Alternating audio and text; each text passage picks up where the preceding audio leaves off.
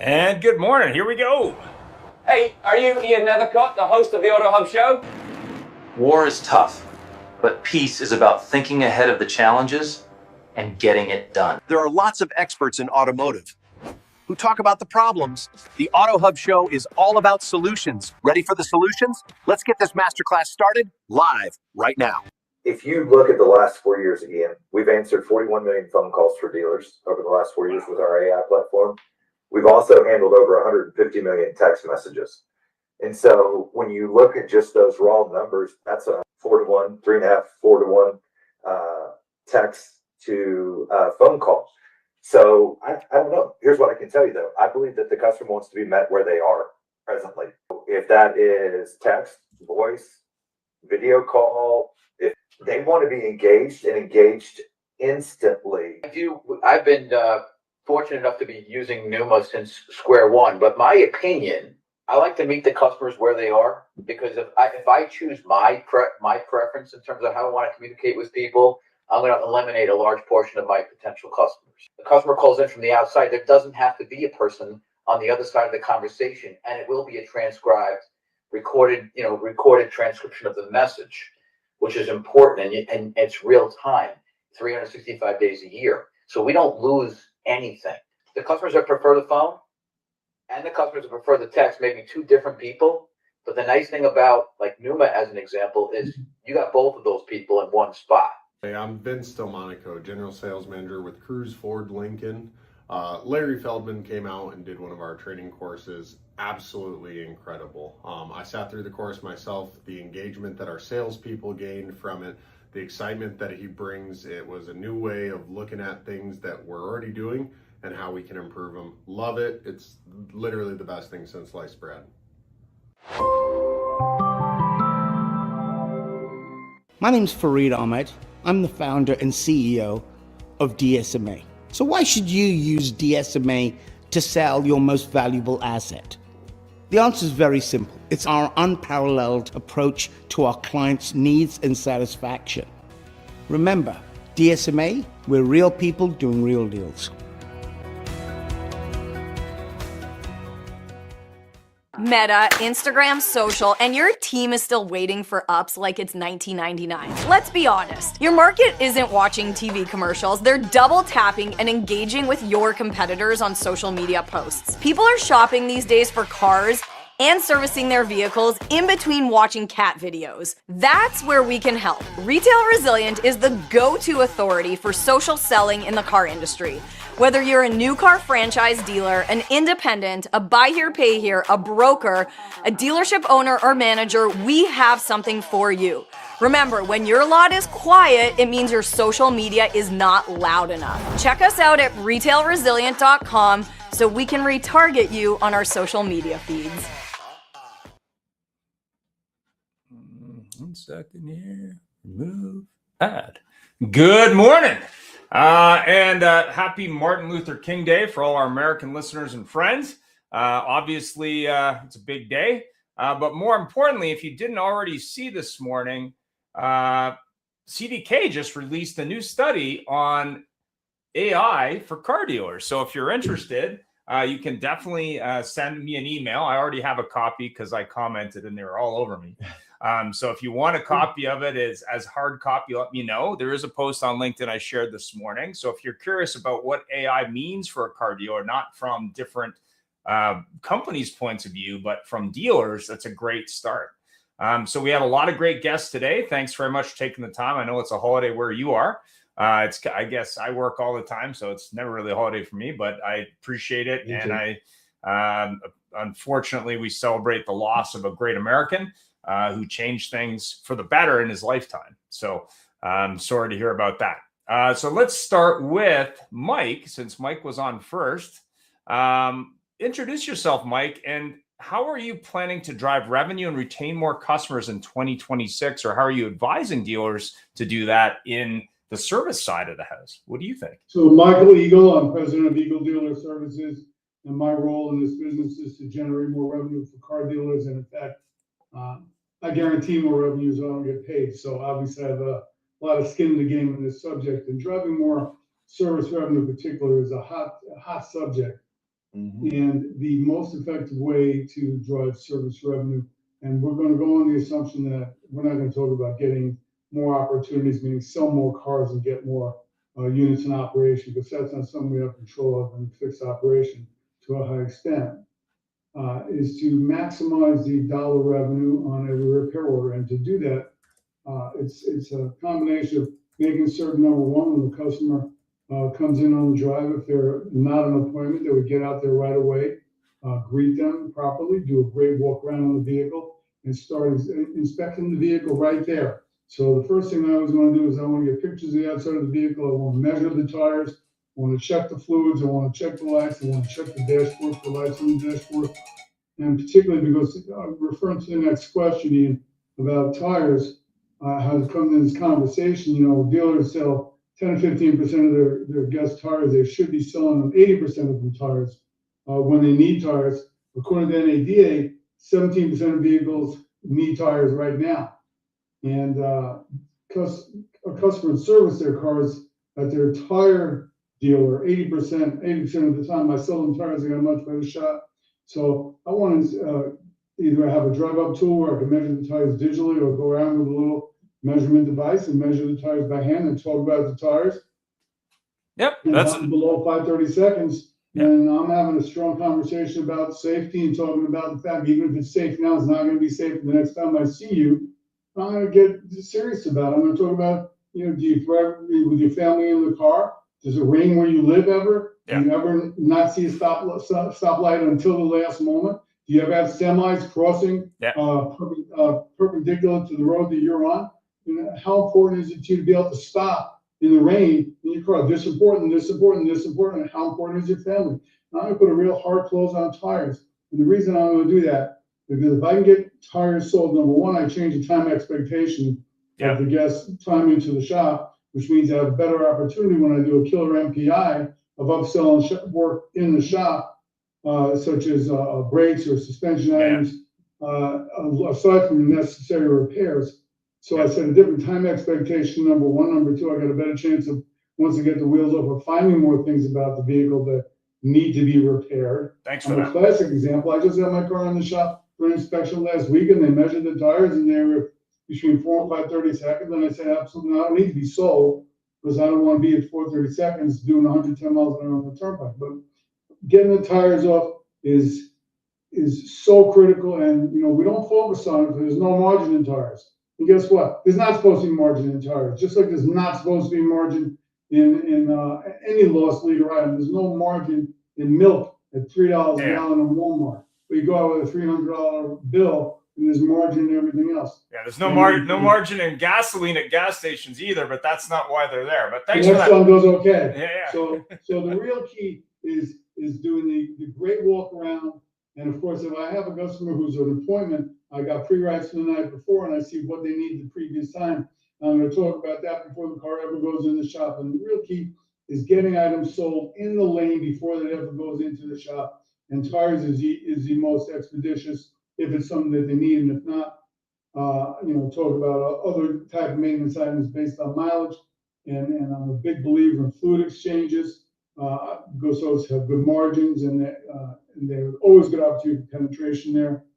My service department is just another arm of my sales department. My service manager is my labor general sales manager. His inventory is labor hours, and it needs to be treated that way from the top down. And if it's done that way, it happens just in the same way when a customer comes on the lot in a good sales department. Right. They get sat down, they do a needs analysis, they get a TO from a manager, service manager should meet every customer in the shop. I could go on with this. It's all good. It's all good.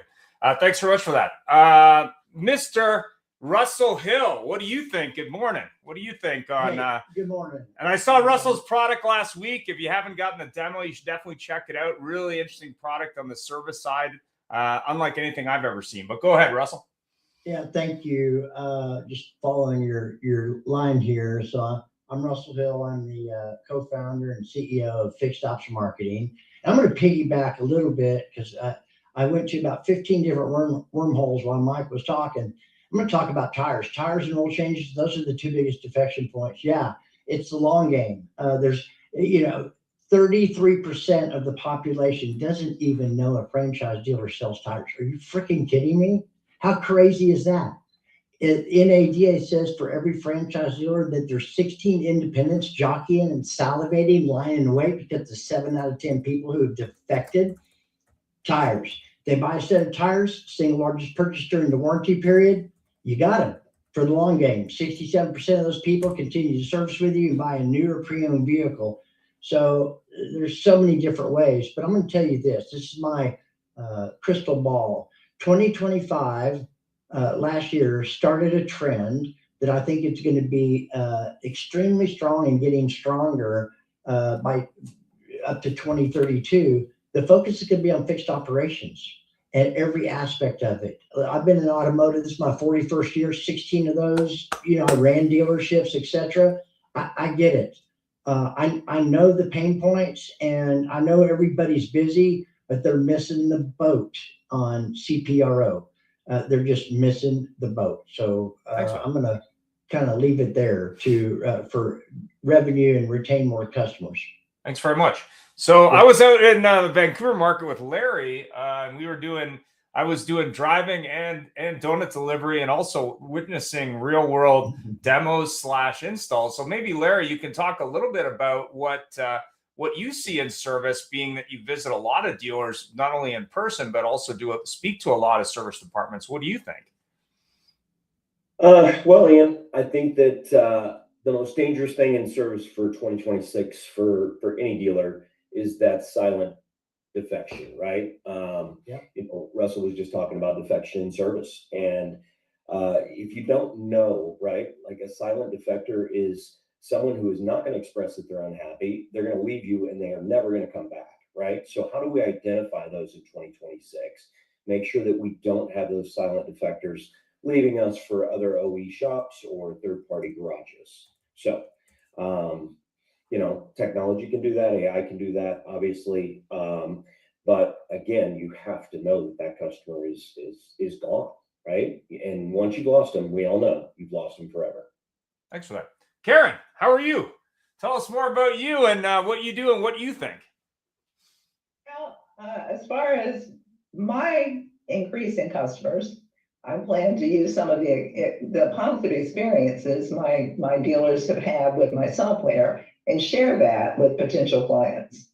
But as far as profitability for the dealerships in fixed stops, they just, two things. I agree. They really have to identify customers that they've lost or are in the process of losing. But they also need to take advantage of the customers they have and really watch for the exceptions, because that costs them hundreds of thousands of dollars a year, and be certain that they have the right people on the drive greeting those customers. What they need is somebody to smile and a salesperson. They do not need a technician to diagnose the problem. They have that in the back. So I think the main thing is they just need to learn to take better care of the customer on the drive. That allows them to upsell more.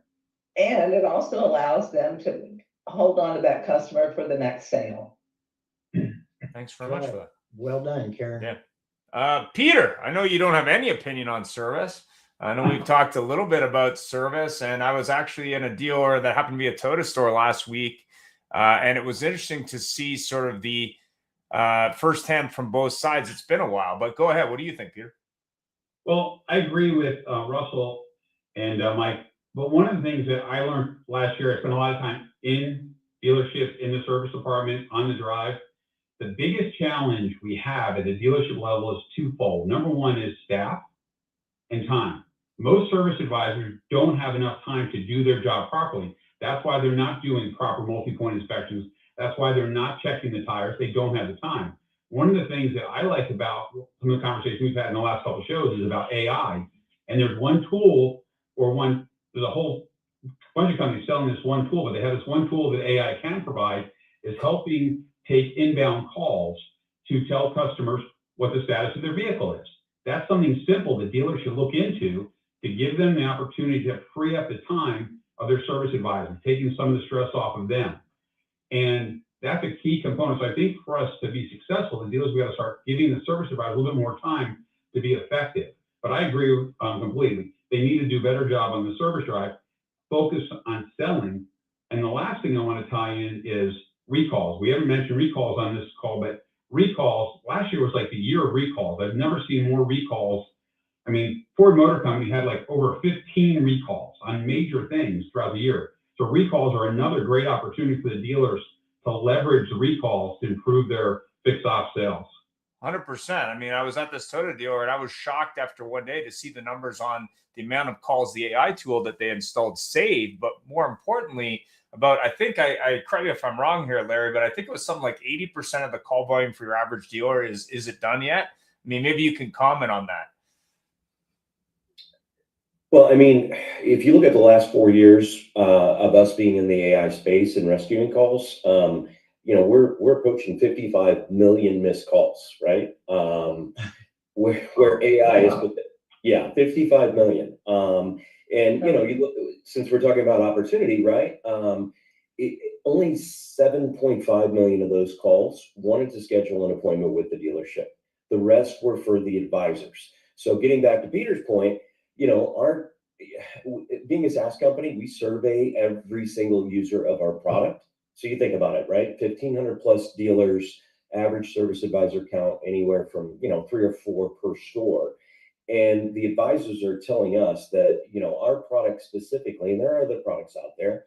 Peter's absolutely right, but it's giving those advisors back an hour and a half to 2 hours a day, right? Not having to deal with the traditional legacy voicemail and having AI step in and facilitate the rescue of that communication that needs to take place sooner than later.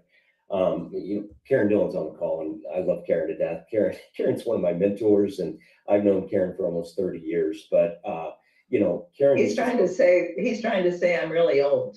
No, I'm trying to say we're both really old. No, I'm just kidding, Karen. But look, guys, coming up through automotive like I did, right, on the sales side, the service side, all my managers always told me, look, speed kills profit, right? The slower you go, the less profit you have. The faster you go, the more profit you have. So you think about an advisor not being able to call a customer back that has a question on a recommended repair for 2 or 3 hours, right? It kills the opportunity. But when you call a customer back in sub 15 minutes, answer that question, most likely the customer is going to say, yeah, let's go ahead and do the repair. So it's all about, better communication, faster communication. And that's what we saw in the Toyota store that we were in a week and a half ago, right? Yeah. And an expert tip, if you're visiting car dealers, always bring donuts. Doesn't matter the donuts. For some reason, the fancier donuts got a lot more attention. I have no idea why. It kind of shocked me. Anyway, Karen, what do you think? Well, I've never been in a dealership that didn't like donuts, so yeah, I guess I have to agree. Yeah, we went into a bunch of Highline dealers, and the local donut shop, we couldn't find parking, so we went to one of these high-end donut places, and they were selling day-old high-end donuts. I'm like, I don't know, is that a thing? I don't think people buy those, but they clearly, there was an interest in these donuts, which was hilarious. Even from high-end dealers that were like, wow, what are those? So it's kind of interesting. Yeah, the sugar gets you everywhere, I guess you could say. So what's your opinion, Karen, on the opportunity side? I mean, what do you think? I hear you're a very young expert in this. That's what I hear. Okay, that's very good. Well, as far as opportunities, we all know that dealers miss many, many a day and don't even realize it. Or if they do, they're not sure what to do about it. And so, if we can counsel the dealers, show them where they're missing those opportunities, what we can do to help, it will make a huge difference for the dealers and for us. But it's really kind of a sad situation that they're not more on top of that part of their business. 100%.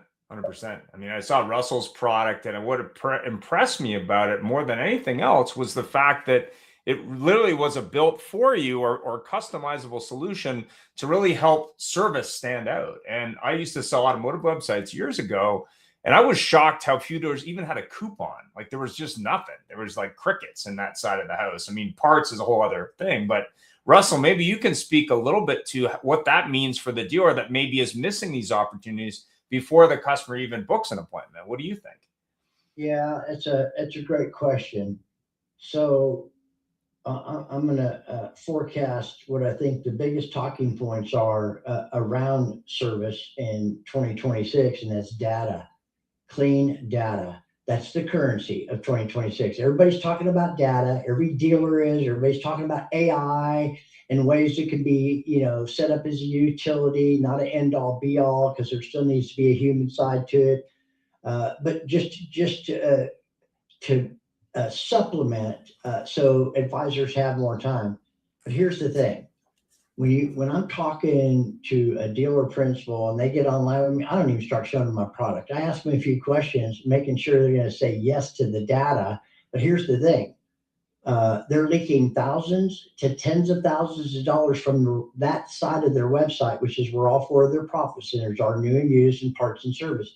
And they don't even know who those customers are. They haven't a clue. None whatsoever. Talk about repeat referral and retention. Now, that's unacceptable on the variable side. They have all the data to support because of the engagement, but they don't have anything on the side. Not one dealer has ever disputed that with me. And I even was running a store when we got our first website in 1997.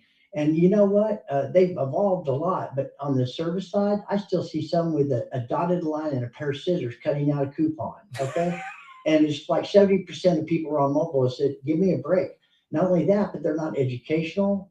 There's not such much substantive content and very few calls to action, but they still don't know who those customers are. And it's like, do they not get it? That's going to be the mantra. Data is everything. And everybody knows data. Clean data is everything. The DMS is dirty data. The CRM is dirty data. CDP is coming a huge talking point, right? Customer data platform or profile, where all this data goes in there, because for AI to be really effective, it requires an enormous amount of data. Well, this is going to be one of the many things we're talking about. This is the future of fixed operations for merchandising, parts distribution, warehousing, communicating with customers in a way with the relevant content, useful information that's applicable to what's going on with them right now. Not that they get an email reminder of their 7,500 K oil change and they got 42,000 miles and they just left the service department. This is commonplace. But once again, that's going to be one of the biggest opportunities, identifying those customers, you know who they are, so you can have an effective way to communicate with them. Because I'm going to tell you, I started selling cars in 1985, and the average person sold 10 cars in 1985. Do you know what the average person, the average dealership, or the average salesperson sells in 2026? Anybody care to guess? 8 to 12. Yeah, 9.7%. It's not even 10%. Are you kidding me? What is going on? So the definition of insanity is you keep doing the same thing, expecting different results. So all of us in this room, and what we have is a way for dealers to go to the next level. And there's such, but we also need to keep in mind, we know all of you out there are very busy, okay? Hiring, firing technicians, advisors, and equipment failures, and people calling in sick, and heat cases, and meetings with the OEM and the GM. All these things are really important, but the most important thing is the customer. Let's focus on the customer. I got to tell you, I took my car in a while back for service, scheduled an appointment 30 minutes early. I got there, I was still 3 cars deep before they opened, 30 minutes early. So there was like 2 lines. And the service advisor, when he got up to me, here's what he said. No smile. Do you have an appointment? Are you freaking kidding me? How about hello, welcome, or welcome back? I'm so-and-so with a smile. Hell no. I didn't even get that. They just don't have time. So we need to help them, and AI is going to be an important part of that. But having the the right data too, I think is really important. I thought he said what's up. Did he say what's up? I'd like to ask a question. We were talking about the dealer's website. Yeah. Yes. How many dealers or general managers do you think ever go to the website and see what the customer experiences? Very few, and even less on the fixed side. Yeah. But Russell, you're saying, you're right. The data is a big thing. And I was just talking to one of my neighbors, and he drives an EV, and he could not believe that the dealer was sending him, not just once, but twice, service special for an oil change. Yeah. And he goes, how do they not know what I'm driving? They sold me the car. And what they don't realize with the dealers, and that's why everyone on this call, I think we all agree, and I think the people attending, it's important because what we're missing and what the dealers are missing by doing this with the bad data is it hurts their credibility. It shows the customer that I don't care enough about you to even know what I sold you. And Peter, that's their first encounter. Yeah. Yeah. Imagine if a dentist did that. Imagine if a dentist did that. They called you, they said, yeah, we want you to come back in. We're not sure for what, but we have this special on crowns today. Like, it'd be hilarious. It'd be hilarious. So, Mike, what do you think? It's been a while. Go ahead. Mike. Yeah, I'm listening. So there's so much opportunity in fixed operation that it's like a black hole of opportunity. It is. The biggest uplift I saw in fixed operation sales and revenues has been videos on MPIs. There's no reason other than poor leadership to allow poor execution on videos for multi-point inspections. And the average size of the repair order that accompanies a multi-point inspection that's video is double. Yep. Average sales in the Solana store I was at most recently, average sales per CPRO was 650. And the average sale per CPRO that had a digital video to accompany it, an effective digital video with somebody doing a good walk around, was over 1,300. The amount of credibility you get when something isn't broken and the technician tells you, wow, your tires look great, your brakes look great. Well, guess what? The next time you get a video from that technician or from that advisor that the technician does, you're going to buy $5,000 worth of maintenance if he tells you need it because you believe him and he has credibility, much in the same way that when you use car lot and somebody picks out a 2014 15 BMW M550 that has 90,000 miles on it, and used car manager said that it's going to be looking like an oil explosion in 3 weeks, and you tell the person that's not the right car for you. Let's find the car that's going to be the right car for you. You're looking for dependable transportation. Let's take a look at the 21 Equinox or something like that. And so you develop credibility. So videos is, to me, MPI videos is the biggest way to establish credibility, the biggest way to increase dollars per repair order, and also retain customers. And also retain customers because people believe you. And again, I use myself as a consumer experience. And when I get videos, I believe. Yeah, absolutely. I got to piggyback off that, Mike. Well said. Over 80% of all consumer consumption today is video based. Okay. It provides such a level of transparency. Unlike just a recommendation, you're talking about something that needs. Yeah, they came in for this, and that, but while you're rotating the tires, that the rotors are scorched and and they don't understand 2 or 3. They don't understand that, but the brakes are bad. They got 2 child safety seats in the back. Are you kidding me? Their tires are bald and their brakes are scorched and need to be replaced. If they leave the dealership without those types of things, shame on the dealer. And I'll tell you, I pay my technicians more money at a higher hourly rate, bonus on the hourly rate or hours for their hours based on penetration of videos. Yeah. And so I don't have to manage them doing it. I got a tech that's making $40 an hour. And if he's over 90% video, he makes $44 an hour. And yeah, certainly it cuts into my margin, but the last time I go to the bank to make a deposit, the banker doesn't ask me what my margins are.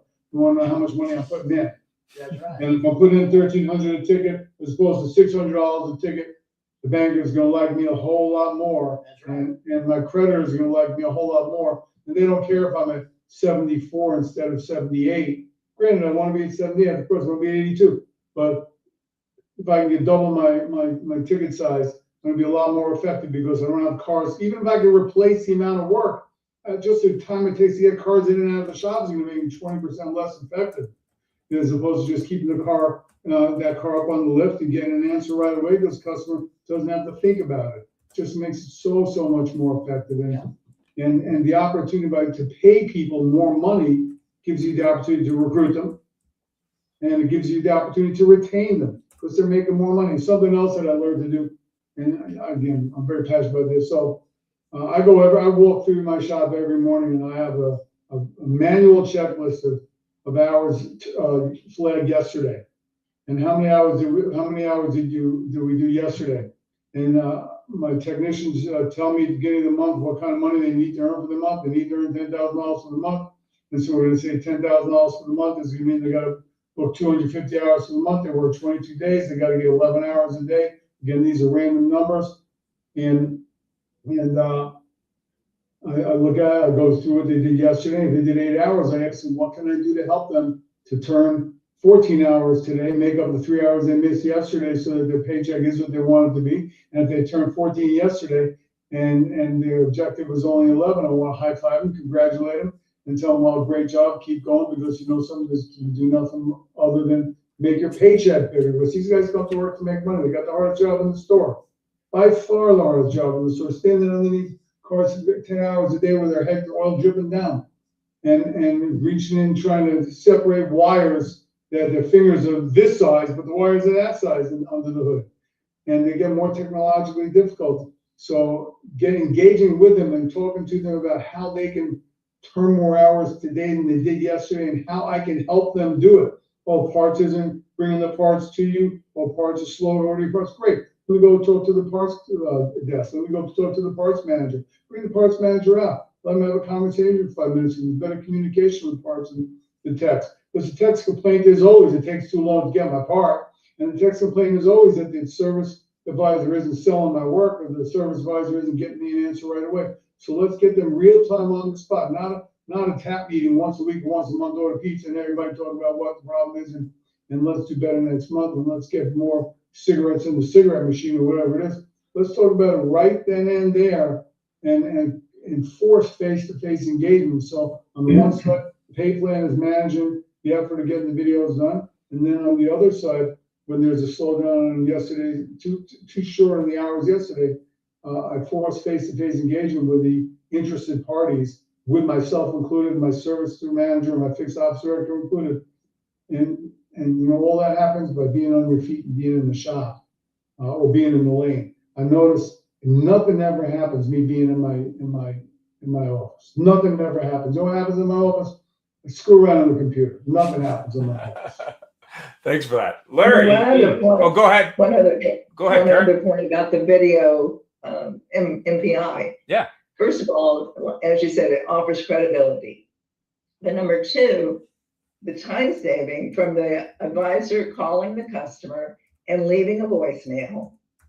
And then, of course, the customer calling back and leaving a voicemail. Most people will get that email on their cell phones and respond. So not only does it enhance the credibility, it saves time. 100%. I mean, if you look at video, and one of the sponsors show VidCalls, obviously it's about two-way real-time video. But when I worked for DRFX years ago, they were trying to get people to take still images of car problems. But when the biggest challenge for the technicians was they're not presenting the work that I see. But if the customer sees the work that needs to be done, that builds instant credibility, whether the work's done now or done later. What do you think, Larry? You're muted. Oh, there you go. Yeah, no.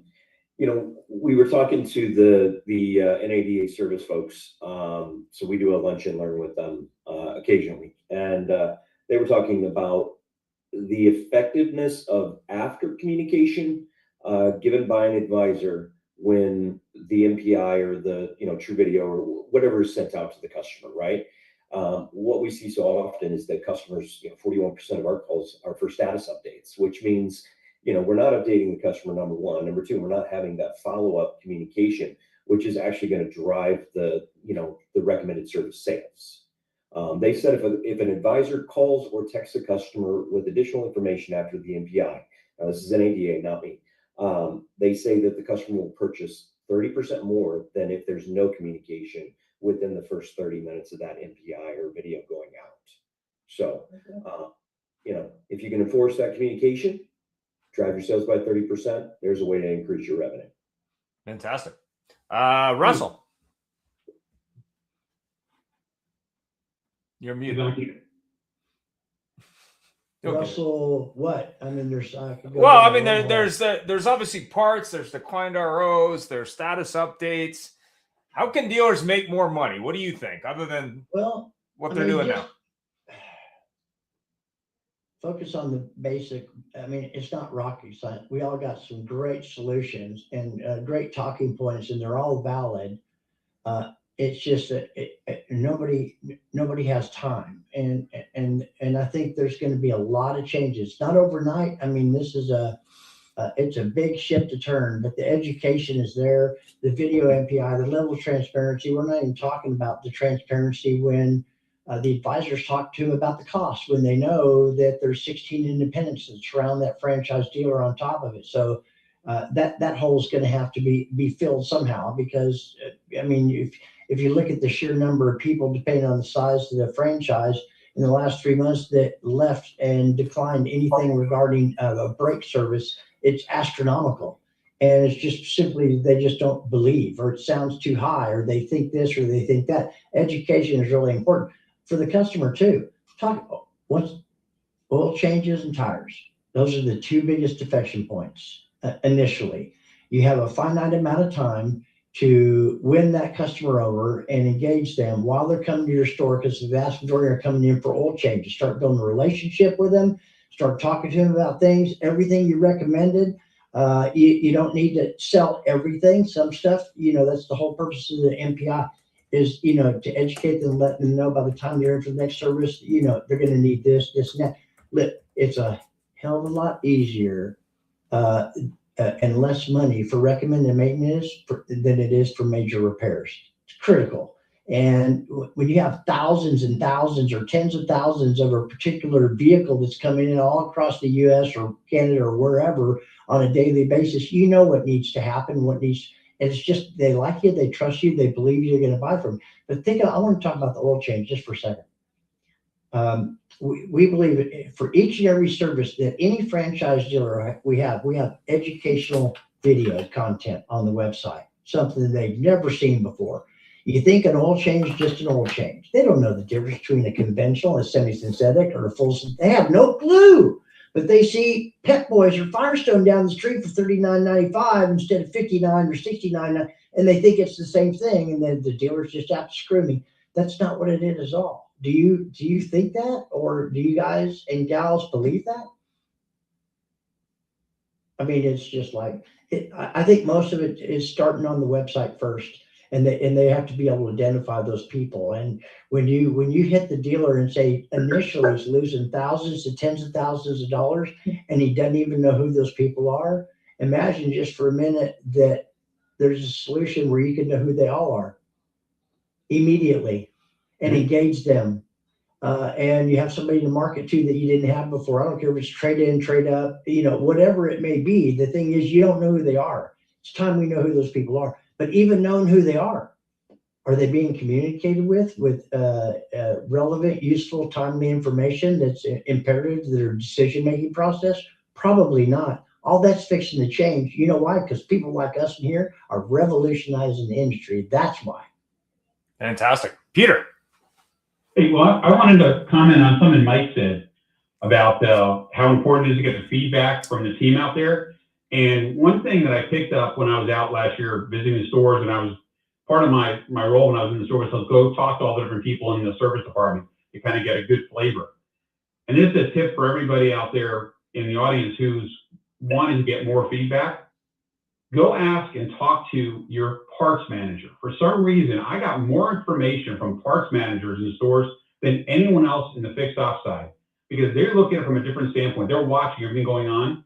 And if you get a parts manager to start telling you what they think, they will literally share with you information that is amazing and give you great ideas on what can be fixed, because they're looking from a different perspective. So that is what I want to bring up with what Mike was saying, because it is important to hear what's going on in there, because they can give you some insight on what can be done to make little adjustments to improve the overall productivity of the shop.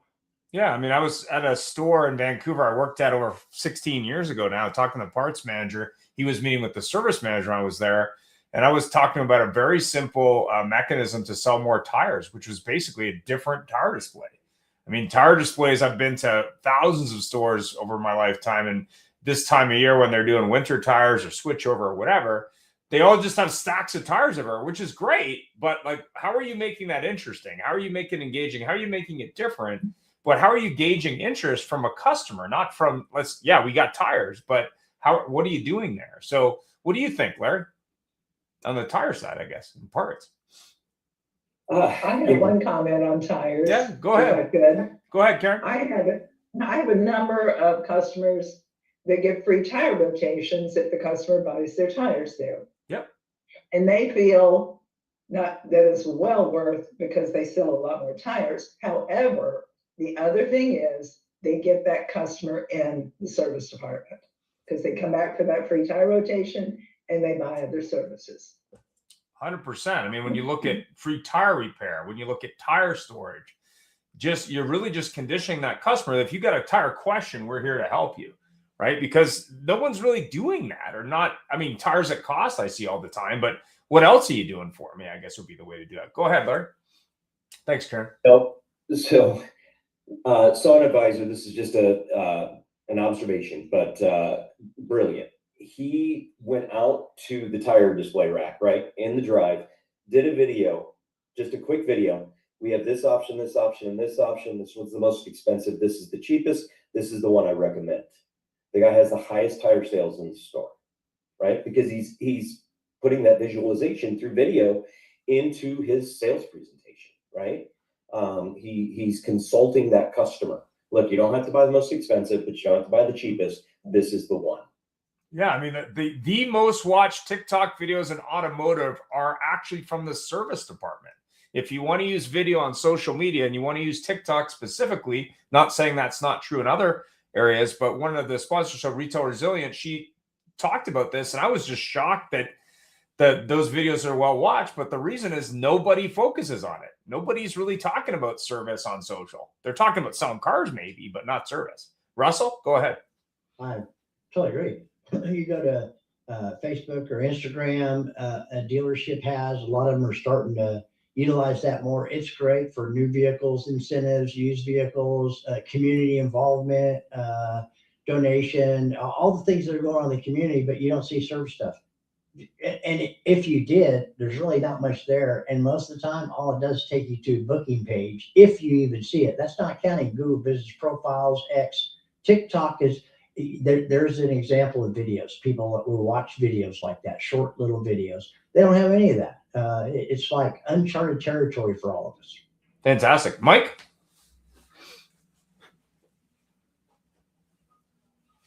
I feel like I've spoken so much, I've taken up too much time already. So why don't we get your thoughts on CSI, because we know that manufacturers are really interested in the CSI from customers. What do you think dealers can do to enhance profit and increase CSI? Well, for starters, I think that manufacturers' interest in CSI is much less important than my interest in CSI as a dealer, because my CSI tells me what my business is going to be like next week, next month, next year, and in 10 years, because the business model is a playing field like this, and if it's tilted this way, then all the balls come down. It's like a pool table that's tilted. It's tilted towards me if my CSI is better than the average bear. Not to reference bear conversation earlier.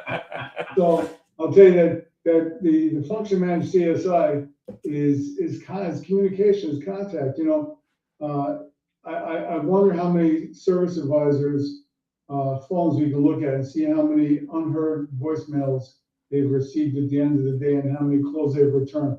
And there's such easy software that's available with phone systems today that will actually show you how many messages there are and how the calls were returned, and they're monitored. And you can tell how long the call was to determine if somebody actually spoke to an individual, and make certain that every call gets returned. I remember when I was running a big Ford store here in South Florida that had a 28-bay collision center, and we were bottom box CSI, and therefore we got no direct repair work because insurance companies hated us because we were terrible CSI. So how we turned it around was the other rule. Every vehicle was in the shop overnight in the collision center, which is of course almost every vehicle.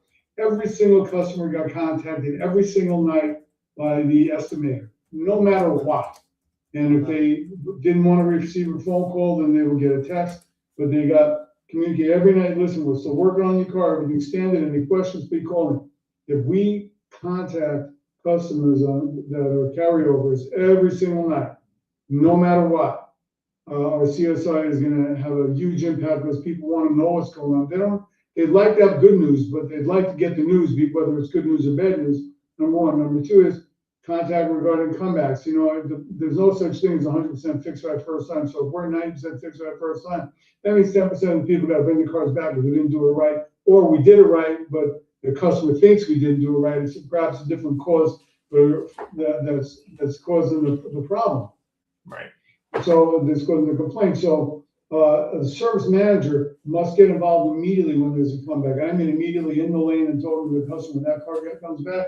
Yeah, I had my engine done yesterday. I brought it back this morning. Let's check engine lights on. Someone needs to get that service manager out like it's a heart attack in an emergency room and needs a cardiac surgeon running out there right away and sitting them down and making sure they understand they're on the handle this personally and we call this a comeback in our business, and this hardly ever happens. But every time it does happen, I make sure to fix it.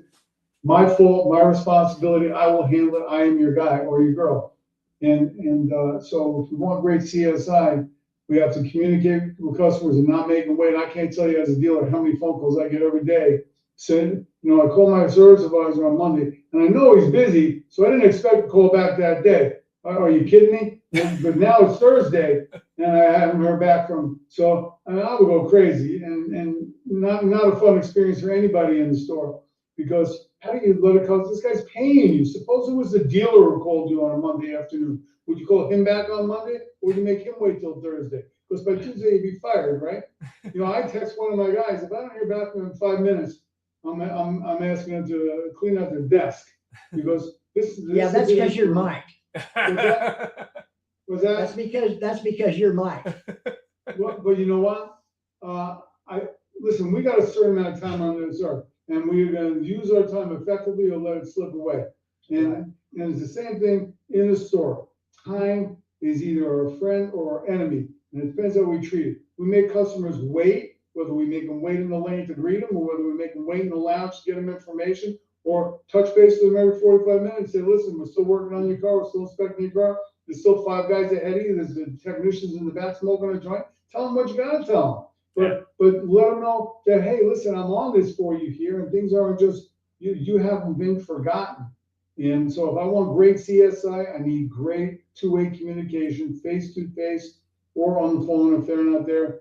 And getting cars out of the shop fast is so important. One of the keys to doing that is I tell guests when they bring a car in, hey, listen, you're going to get a communication with me either by phone and by text after we inspect your car. It's critical for you to respond right away. And why it's critical to respond right away is because if you don't, and it takes more than 10 or 15 minutes, the technician's got to bring your car down off the lift, take it back outside, and bring another car up and start to work on it so you can be productive. But guess what happens? You're at the front of the line.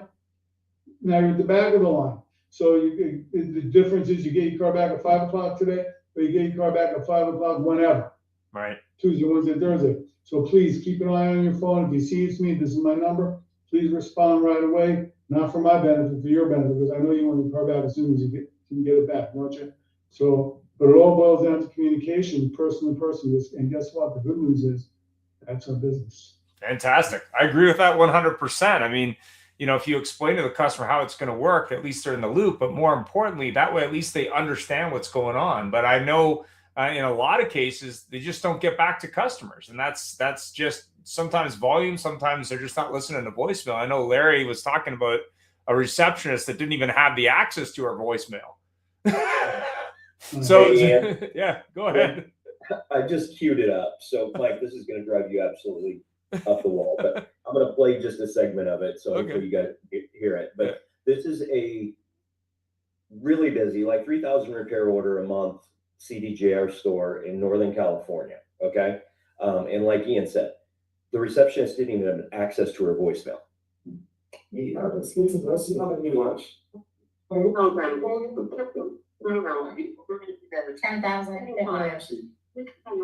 10,050 new messages in the service receptionist voicemail. Wow.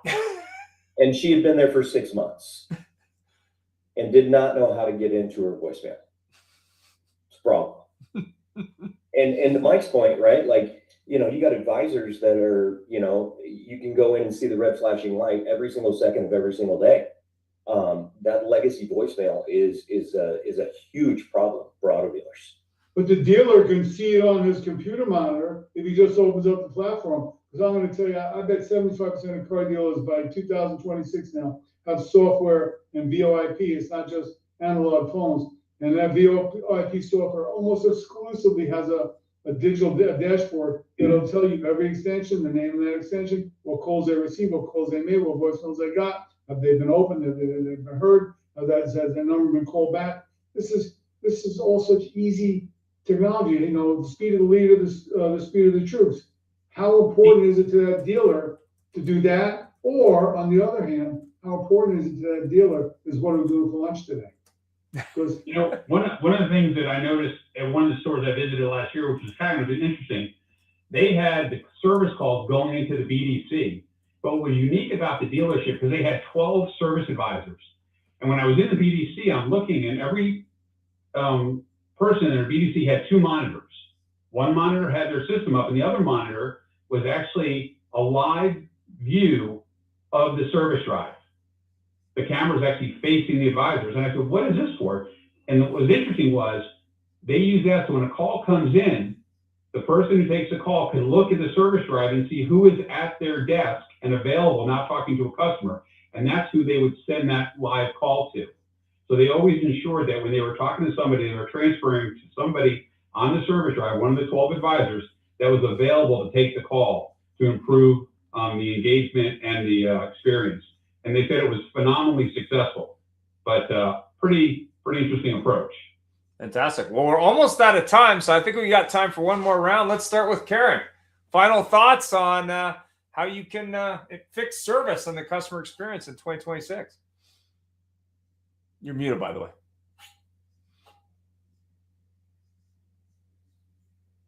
You're still muted.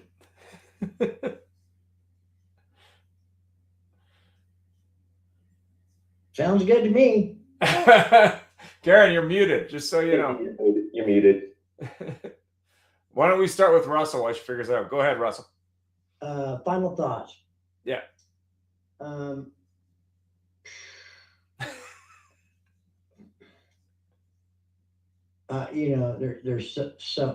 There's so much opportunity, and I think instead of starting at the end, let me start where the leadership, the big focus of leadership regarding marketing, service specials, etc. And if leaders aren't engaged and holding people accountable, that's the definition. Keep getting if we're still selling approximately 10 cars all these years, 41 years later, and we have all these amazing tools and training, it keeps people like us in business, no doubt. But I don't just want that. I don't want to be a vendor. I want to be a full-blown partner. And the people that I engage with, I tell them the truth, the ugly truth. And sometimes they hate it, but you know what? I know they appreciate it because I'm telling them what's going on and what they need to focus on because they ask. I'm not going to fluff them and fill them with a bunch of crap. I'm going to tell them the truth. Fantastic. Karen, final thoughts. Well, again, I think we need dealers, and perhaps because of the expansion of the multi-dealer franchises, it's changed somewhat, but they just need to take care of their business. I mean, if they would just take care of those customers that come in to buy a car and not have them be there for hours, take care of those customers that come on the service drive and not have them wait in a line or wait for hours for an update, it would just make a huge difference in profitability and happy customers.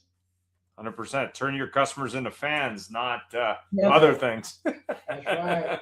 Fantastic. Larry, what do you think on the customer front? Final thoughts. Increase customer communication, right? The more you communicate with the customer, the better the retention, the better the customer experience, the more money they'll spend with you. So don't ignore, call them, text them, communicate with them. If an advisor can get his communication up to 5 or 6 communications during a service visit, I guarantee you the SI and profitability will go up. Yeah, I agree. So 100%. Mike. Thanks for having me in. No worries. Thank you. Mike. Yeah, thank you. Yes. Final thoughts. What do you think? I think that as I left off the speed of the general, speed of the troops, and when I talk with dealers and we talk about improving performance of their players, I talk to them about improving their performance as leaders and how to be more engaged with their associates and their team members. I try to teach them to not call them employees, because they call them employees, even in your mind, they start acting like employees. And let's treat them like partners, because the fact is they are partners. You know, a dollar comes in, maybe hopefully you get 6-7 cents out of it as a dealer, but the person that brings that dollar in, they get a nickel or a dime out of it as well. You just get a nickel or dime off everybody, which is the way it's supposed to do it. 50 million invested, but it's so important to keep your players engaged, because you keep them engaged, they not only work harder, but they and produce more, but they make your customers happier, because they feel like they're just same way when I'm dealing with a customer. I never deal with a customer that leaves unhappy, ever. Never ever happens. Never. Zero. Because I make sure that before they leave, I made them happy. And I guess except for the guy that wants a brand new engine and a $250,000 Jeep, right? But so I got to say no to that guy. But 99% of the times they're happy, and I want my advisors to feel the same passion of delighted customers, excited apostles for my store, that they don't ever want to go anywhere else. And so, in a nutshell, we want our players to perform better and generate more money and generate more repeat business. We need to perform better first. 100%. Right. Peter. May I add one? Oh, may yeah. I Go add ahead, one Karen. thing? Go ahead, Karen. And Larry can attest to this. I have always told my employees, I don't pay your salary. Those customers pay your salary. And dealers need to maybe share that with their employees. 100%. Thanks for that. Peter? You're muted. Yeah, I guess we're all having problems getting off mute today, because it took me a couple clips. Everyone talks about tires, and I love tires, and tires are great, but I always think about Discount Tire and what they did to build that business. They had something that no one else ever did: free tire repair. And when I did some research on it, I thought that was kind of crazy, doing all the free tire repair, but I forgot the number. I believe it was like over 30% of tires, when they come in to be repaired, it can be patched, they can't patch them. It's a great way to build their business. But that's something that they did for 2 reasons. Number one is they did it for free, kind of a loss leader to get people to come in. But number two is they were training the customer. When it came time for tires, where are you going to go? Discount Tire.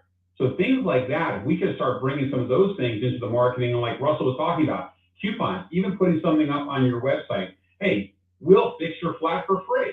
We care about your safety. Things like that. Bring those people and get them trained to come to the dealership for tires. That's my problem. 100%. Thanks very much today for everyone for taking the time. Happy Martin Luther King Day, and have yourself a great week. Bye for now. See you at NADA. Thank you. Yeah. Thank you. Thank you for helping the industry get better. Today Live.